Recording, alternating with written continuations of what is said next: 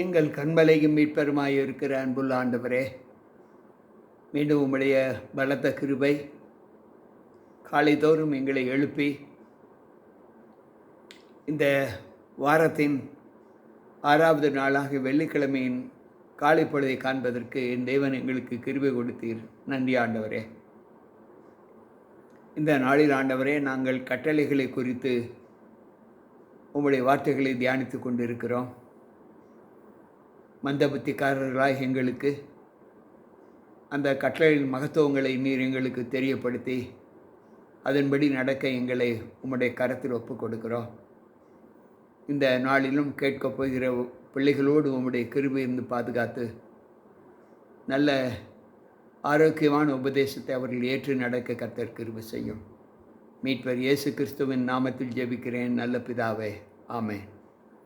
அன்பு பிள்ளைகளே, மீண்டும் கர்த்தருடைய ஆசீர்வாதத்தோடு இந்த வெள்ளிக்கிழமையின் காலையின் பொழுதை நாம் காண்பதற்கு நல்ல விடியலை நமக்கு கட்டளையிட்ட தேவனுக்கு கோடான கோடி ஸ்தோத்திரங்களை ஏறெடுத்து வந்திருக்கின்ற உங்கள் அனைவருக்கும் ஆண்டவர் இயேசு கிறிஸ்துவின் நாமத்தின் காலையின் வாழ்த்துக்களை தெரிவித்துக் கொள்கிறேன். கர்த்தர் நம்மோடு இருப்பாராக.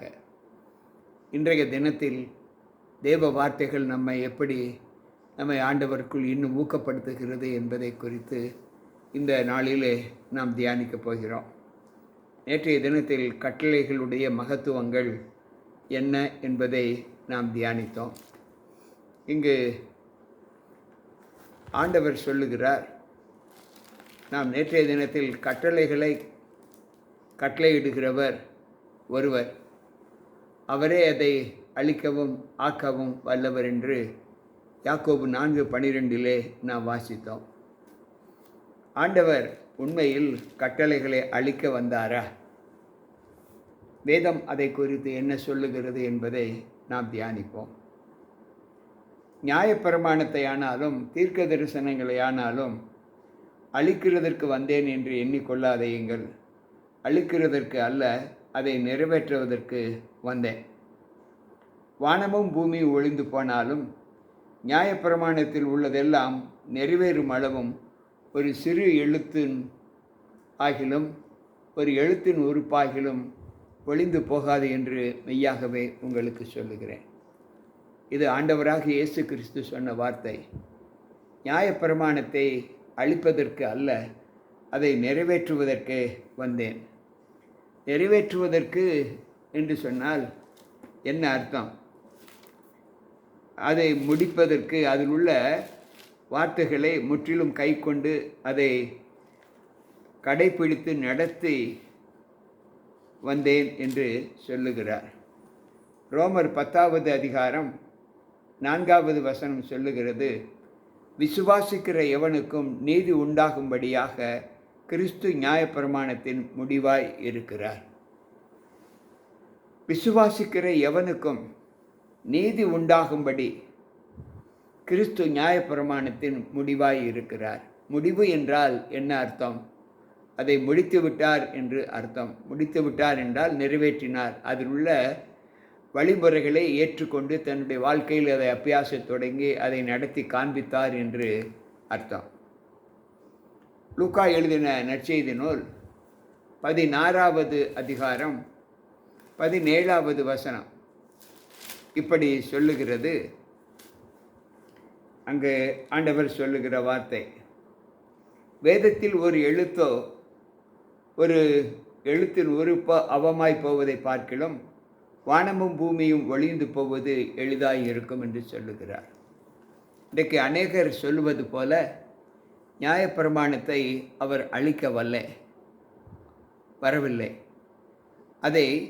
அதில் உள்ள எழுத்துக்களை கடைப்பிடித்து அது மனிதனால் நடக்க முடியும் என்பதை அவர் நடந்து காண்பித்தார். அன்பு பிள்ளைகளே, வேதம் சொல்லுகிற வார்த்தை என்ன என்றால், யோவான் 12வது அதிகாரம் 48வது வசனத்தை நாம் வாசிப்போம் என்றால், அங்கு ஆண்டவர் சொல்லுகிற வார்த்தை அங்கு நமக்கு மிக தெளிவாக அங்கு காணப்படும். அவர் சொல்லுகிறார், என்னை தள்ளி என் வார்த்தைகளை ஏற்றுக்கொள்ளாதவனை நியாயம் தீர்க்கிறது ஒன்று இருக்கிறது. நான் சொன்ன வசனமே கடைசி நாளில் அவனை நியாயம் தீர்க்கும்.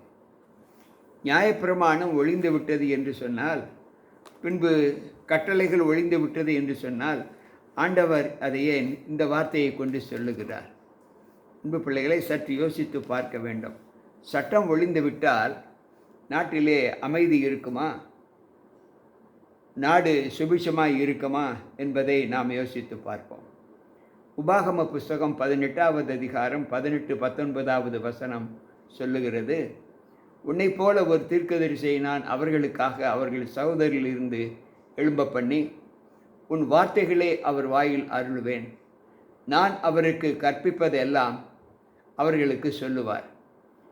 நாமத்தினாலே அவர் சொல்லும் என் வார்த்தைகளுக்கு செவிகொடாதவன் எவனோ அவனை நான் விசாரிப்பேன்.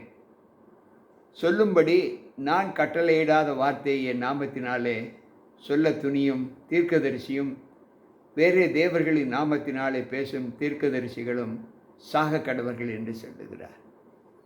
அன்பு பிள்ளைகளே, ஆண்டவர் சொல்லுகிற வார்த்தை, தேவனுடைய நாமத்தை சொல்லி அவர் கட்டளையிடாத ஒரு தீர்க்க தரிசனத்தையோ அல்லது வேறு விக்கிரகங்களை வணங்குகிறவர்கள் சாக வேண்டும் என்று ஆண்டவர் சொல்லுகிறார்.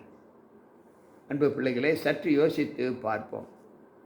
நம்முடைய வாழ்க்கையில் ஒவ்வொரு நாளும் தேவனோடு இருக்கிற இந்த அனுபவங்கள் நம்மை எந்த அளவு நம்மை கிறிஸ்துவுக்குள் பலப்படுத்துகிறது என்பதை யோசித்து பார்ப்போம். இந்த நாளில் நாம் கட்டளைகள் ஒழிந்து விட்டது என்று சொல்வதற்கு எப்படி நமக்கு மனம் இருக்கிறது என்பதை யோசித்து பார்ப்போம். லூக்கா எழுதின நற்செய்தி நூல் 24வது அதிகாரம் 27வது வசனம் இப்படி சொல்லுகிறது. ஆண்டவர் சொல்லுகிற வார்த்தை,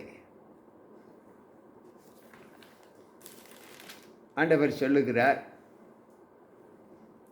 மோசே முதலிய சகல தீர்க்கதரிசிகளும் எழுதின வேத வாக்கியங்கள் எல்லாவற்றிலும் தம்மை குறித்து சொல்லியவைகளை அவர்களுக்கு விவரித்து காண்பித்தார். மோசே எழுதின இந்த நியாயப்பிரமாணத்தை குறித்து ஆண்டவர் சொல்லி மோசே எழுதின இந்த நியாயப்பிரமாணம், இந்த கட்டளைகள் எல்லாம் அவர் யார் என்பதை வெளிப்படுத்தி காண்பிக்கிறது. அவர் எப்படிப்பட்டவர், இயேசு கிறிஸ்து யார், இந்த உலகத்தின் இரட்சகர் யார் என்பதை வெளிப்படுத்துவதே அந்த கட்டளைகளுக்கு உரிய ஒரு அம்சம். அதை ஒழிக்க வந்தேன் என்று அவர் எப்படி சொல்லுவார்? அன்பு பிள்ளைகளே, சற்று யோசித்து பார்ப்போம்.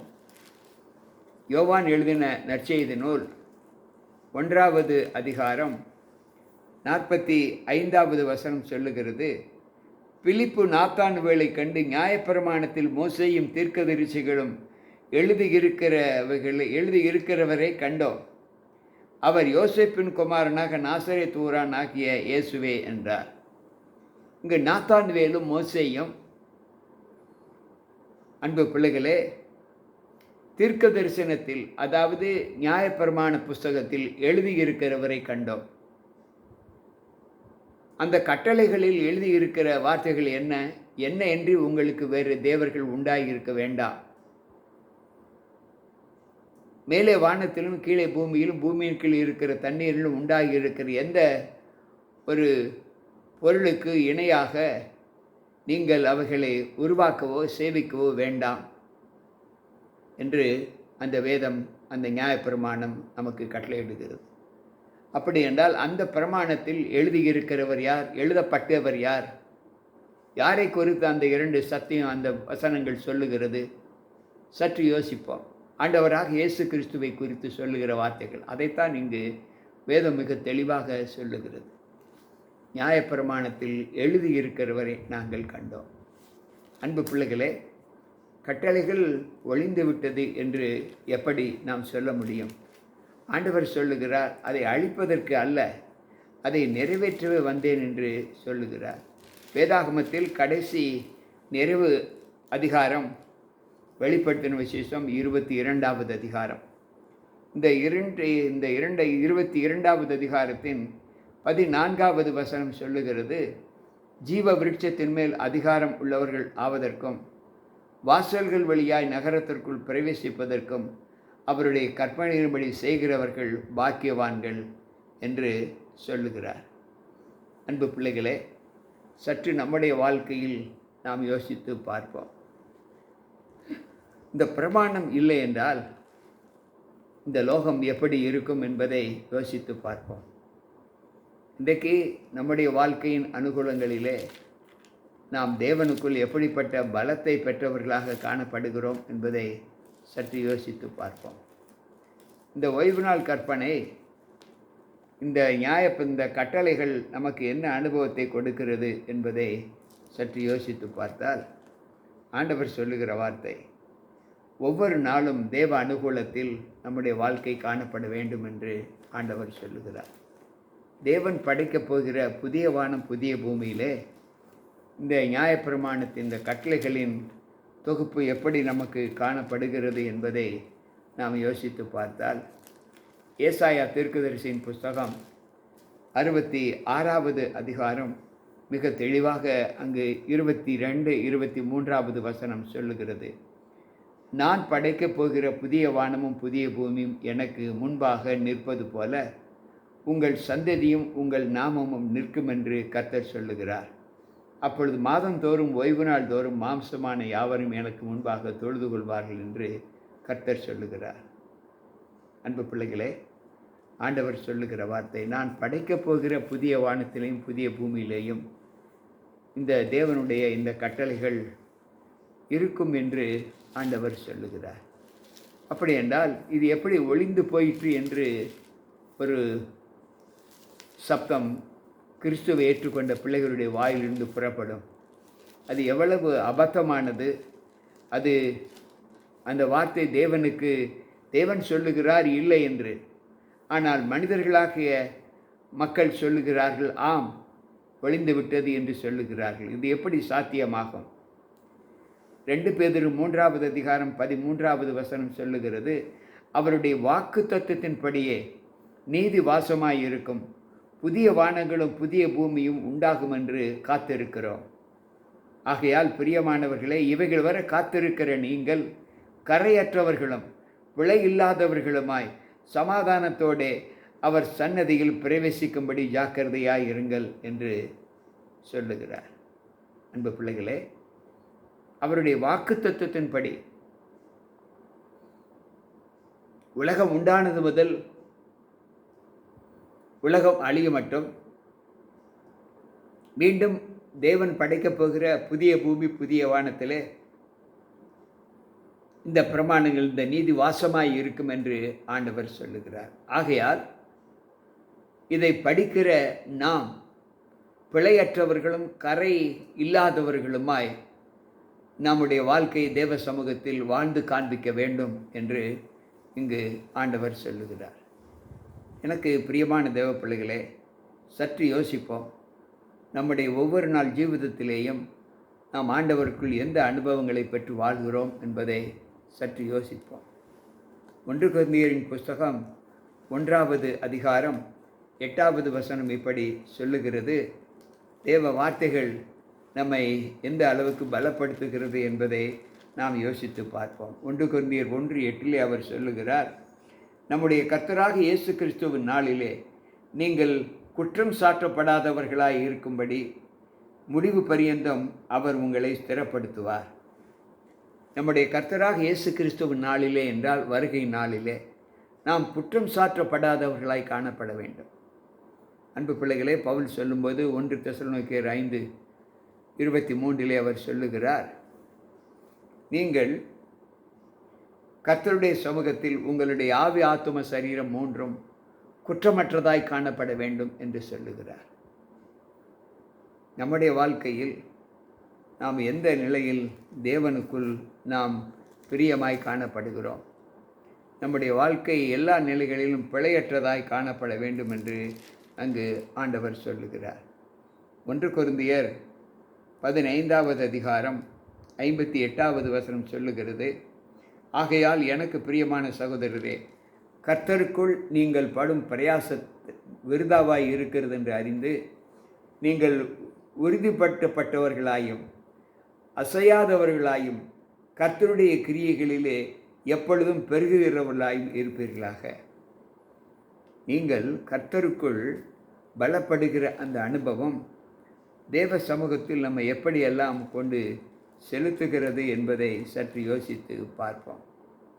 ஒவ்வொரு நாளும் தேவன் நம்மை காக்கிறவர், தேவன் நம்மை பலப்படுத்துகிறவர் என்று வேதம் சொல்லுகிறதே. அந்த பலத்தின் மிகுதியிலே நாம் தேவனுக்கு எப்படிப்பட்ட அனுகூலங்களை நாம் பெற்றிருக்கிறோம் என்பதை யோசித்து பார்ப்போம். எனவே கட்டளைகள் ஒழிக்கப்படவில்லை, ஆண்டவர் அதை அளிக்கவில்லை. பின்பு வேதாகமத்தில் இப்படி ஒரு வார்த்தை இருக்கிறதே, சட்டதிட்டங்களாகிய நியாயப்பிரமாணத்தை அவர் சிலுவையிலே ஆணியடித்து இருதரத்தாரையும் அதை மாமிசத்திலே ஒழித்து இருதரத்தாரையும் அவர் ஒன்றாக சேர்த்தார் என்று சொல்லப்பட்டு இருக்கிறதே. ஒன்று எபேசியரின் புஸ்தகம் 2வது அதிகாரம் 15வது வசனம் சொல்லுகிறது, சட்டதிட்டங்களாக நியாயப்பிரமாணத்தை தம்முடைய மாம்சத்திலே ஒழித்து இரு தரத்தாரையும் தமக்குள்ளாக ஒரே புதிய மனுஷனாக சிருஷ்டித்து இப்படி சமாதானம் பண்ணினார் என்று சொல்லுகிறார். எனக்கு பிரியமான தேவ பிள்ளைகளே, இந்த சட்டதிட்டங்கள் ஆகிய நியாயப்பிரமாணம் என்று சொல்லும்போது எவைகளை குறித்து ஆண்டவர் சொல்லுகிறார் என்றால், கலாத்தியர் 6வது அதிகாரம் 15வது வசனம் இப்படி சொல்லுகிறது, கிறிஸ்து இயேசுவுக்குள் விருத்த சேதனமும் இல்லை, விருத்த சேதனம் இல்லாமையும் ஒன்றுமில்லை, புது சிருஷ்டியே காரணம் என்று சொல்லுகிறார். அன்பு பிள்ளைகளே, சட்டதிட்டங்கள் என்று சொல்லும்போது வேதம் சொல்லுகிற சட்டதிட்டங்கள் என்ன? எதை ஆண்டவர் சிலுவையில் அறிந்தார்? இந்த வார்த்தைகளை நாம் எப்படி ஏற்றுக்கொள்வதற்கு நாம் பக்குவப்பட வேண்டும் என்பதை சற்று யோசிப்போம்.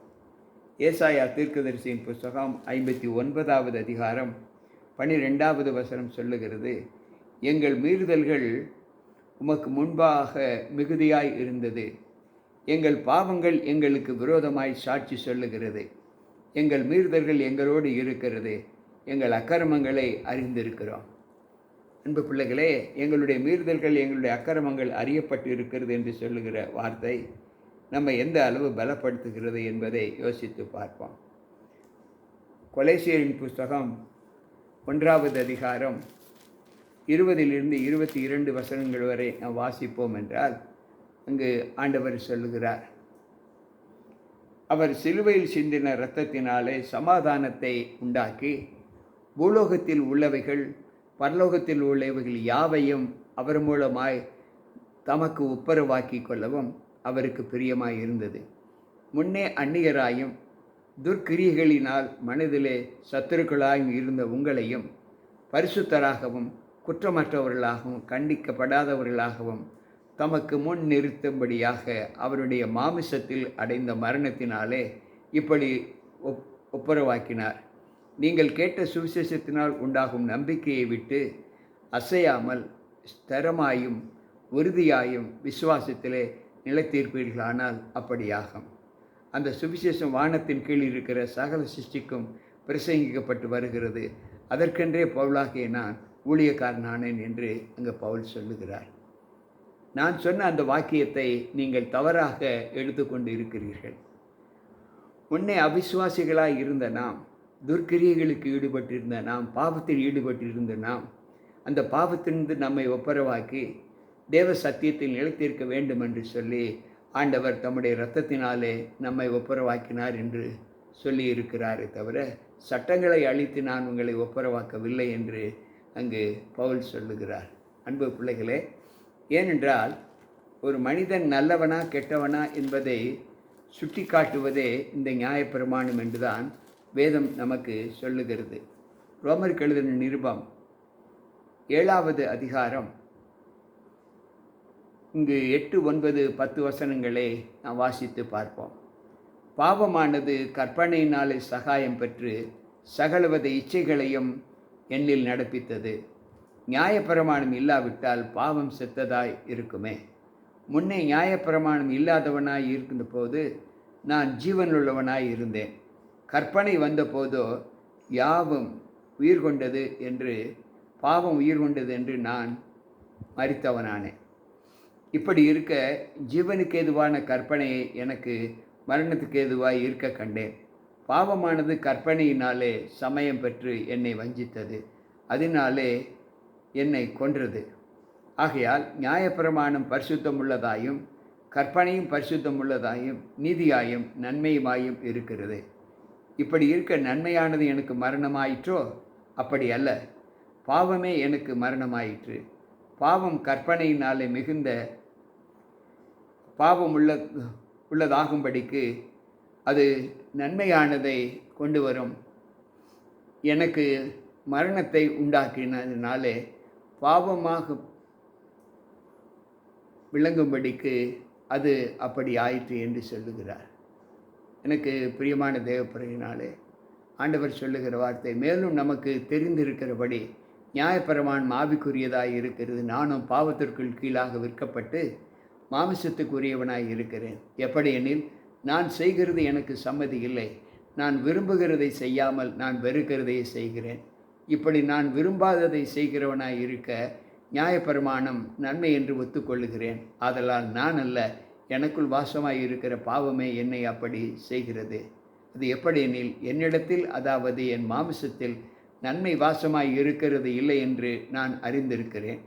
நன்மை செய்ய வேண்டும் என்கின்ற விருப்பம் என்னிடத்தில் இருக்கிறது, நன்மை செய்வதையோ என்னிடத்தில் இல்லை என்று பவுல் சொல்லுகிறார். ஆகையால் நான் விரும்புகிற நன்மையை செய்யாமல் விரும்பாத தீமையே செய்கிறேன். அந்தப்படி நான் விரும்பாததை செய்தால் நான் அல்ல, எனக்குள் வாசமாய் இருக்கிற பாவமே அப்படி செய்கிறது. அன்பு பிள்ளைகளே, பவுல் இதற்குரிய நல்ல விளக்கத்தை இங்கு கொடுத்திருக்கிறார். இந்த விளக்கத்தை நாம் எப்படி படித்து புரிந்து கொள்ள வேண்டும் என்பதுதான் நமக்கு கொடுக்கப்பட்ட ஒரு சட்டம். நியாயப்பிரமாணம் இல்லாத போது, அதாவது தேவனுடைய கட்டளைகள் நமக்குள் இல்லாத போது நான் உயிருள்ளவனாய் இருந்தேன், நான் பிழைத்தவனாய் இருந்தேன். அந்த பிரமாணம், அந்த கட்டளைகள் என்னை ஆட்கொள்ளும்போது எனக்குள் பாவம் மீண்டும் உயிர் கொண்டது. பாவம் எனக்குள் எழும்பி அந்த பாவத்தின் வல்லமையை நான் அறியக்கூடிய ஒரு வார்த்தையை நான் கண்டேன். பாவம் எனக்குள் உயிர் கொண்டது என்று சொல்லுகிறார். நான் பின்பு மரித்தவனானேன். என்னவென்றால், ஒரு மனிதன் பாவியா நல்லவனா என்பதை சுட்டி காட்டுவது இந்த தேவனுடைய பிரமாணம் என்று சொல்லுகிறார். எனக்குள் நன்மை செய்கிற குணங்கள் அநேகம் உண்டு, ஆனால் நன்மை செய்வதை நான் விரும்பவில்லை. ஏன் விரும்பவில்லை என்றால், எனக்குள் இருக்கும் பாவம்தான் என்னை அப்படி செய்ய தூண்டுகிறது என்று 2 முறை சொல்லி இருக்கிறார். இன்றைக்கு கற்பனை வேண்டாம், கற்பனை ஒழிந்து விட்டது என்று ஆண்டவர் உடைய வார்த்தைகளை மாற்றி பேசுகிற அந்த பிள்ளைகளுடைய ஜீவிதத்திலே அவர்கள் இன்னும் அந்த எபேசியர் 2வது அதிகாரம் 15வது வசனத்தின் வல்லமைகளை அவர்கள் சரியாக புரிந்து கொள்ளவில்லை. எனவே தான் கட்டளைகள் ஒழித்து விட்டேன் என்று ஆண்டவர் சொல்வதைப் போல அவர்கள் சொல்லுகிறார்கள். அப்படி என்றால் கட்டளைகள் ஒழியப்பட்டது என்று சொன்னால் பின்பு இயேசு கிறிஸ்துவும் இல்லை என்று தானே அர்த்தம். சற்று யோசிப்போம். எந்த கட்டளைகளை ஆண்டவர் ஒழித்தார்? 10 பிரமாணங்கள் ஒழிக்கப்பட்டு விட்டது என்று யாராவது சொன்னால், அப்படி என்றால் அதற்குள் தேவன் ஒருவர் உண்டு என்பதை விவரித்து காண்பிக்கிறது அந்த கட்டளை தானே. அப்படி என்றால் அந்த கட்டளையை ஒழிந்து விட்டது என்றால் அப்பொழுது இயேசு கிறிஸ்துவனுடைய நாமும் ஒழிக்கப்பட்டு இருக்குமே. பின்பு ஏன் இந்த லோகத்தில் இயேசு கிறிஸ்துவை குறித்து நாம் பிரசங்கம் செய்து கொண்டு இருக்கிறோம்? யோசித்து பார்ப்போம். இல்லை என்று சொல்லுகிற இதே வாய் அவரை எப்படி பிரசங்கம் பண்ணும்? அவர் ஒழித்து விட்டார் என்று அவர் சொன்னதாகவே சொல்லுகிற இந்த வாய் எப்படி மீண்டும் அந்த கற்பனையை குறித்து அவரை குறித்து பேசும்? அவரை குறித்து பேசுவதற்கு எனக்கு என்ன அருகதை இருக்கிறது? நான் ஆண்டவர் ஒழித்து விட்டார் என்று சொல்லுகிற நான் மீண்டும் அவர் உயிரோடு இருக்கிறார் என்று எப்படி சொல்லுவேன்? அன்பு பிள்ளைகளே, நாம் சிந்திக்க வேண்டும். எந்த நிலைகளிலும் வேத வாக்கியங்களை நாம் எப்படி சிந்திக்க வேண்டும் என்பதை நாம் அறிந்து கொள்ள வேண்டும். நாளைய தினத்தில் நாம் இந்த கட்டளைகள் எதை ஆண்டவர் ஒழித்தார், எந்த கட்டளைகளை ஆண்டவர் அளித்தார், இந்த திருச்சட்டங்களுக்கு தேவன் கொடுக்கிற மகிமை என்ன என்பதை நாம் சற்று யோசித்து பார்ப்போம். மீண்டும் நாளை சந்திப்போம். கர்த்தருடைய கிருபையும் சமாதானமும் நம்மோடு இருந்து இந்த வார்த்தைகளை ஏற்றுக்கொள்ளக்கூடிய மனப்பக்குவத்தை நாம் பெற்றுக்கொள்ள தேவ சமூகத்தில் நம்ம ஒப்புக் கொடுப்போம். அன்புள்ள ஆண்டவரே, உம்முடைய வார்த்தைகளை கேட்ட எங்கள் ஒவ்வொருவருக்குள்ளும் உம்முடைய கிருபை இருந்து பாதுகாத்து நல்ல ஈவுகளினாலே இந்த திருச்சட்டங்களின் கட்டளைகளின் மகத்துவங்களை நாங்கள் அறிந்து அதற்கு சாட்சியாக எங்களுடைய வாழ்க்கை வாழ கர்த்தர் கிருபை செய்யும். வீணான உபதேசத்தை நாங்கள் கேட்காதபடி பலவிதமான அந்நிய போதனைகளை நாங்கள் கேட்டு ஆண்டவர் எங்களுடைய விசுவாசத்தை நாங்கள் பாழாக்கி கொள்ளாதபடி எங்களை காத்துக்கொள்ளும். மீட்பர் இயேசு கிறிஸ்துவின் நாமத்தில் ஜெபிக்கிறேன் நல்ல பிதாவே, ஆமென். அன்பு பிள்ளைகளே, கேட்ட இந்த வார்த்தைகள் இன்றைக்கு கற்பனைகள் ஒழியப்படவில்லை என்பதையும் சட்டதிட்டங்கள் ஒழியப்படவில்லை என்பதையும் நாம் அறிந்து கொண்டோம். அந்த ஞானத்தை கொடுத்த தேவனுக்கு நன்றிகளை ஏறெடுத்து வந்திருக்கின்ற உங்களுக்கும் வாழ்த்துக்கள் சொல்லி மீண்டும் நாளை சந்திப்போம். உங்கள் போதகர் ஜி.கே. ராபர்ட். கர்த்தர் நம்மோடு இருப்பாராக. ஆமென்.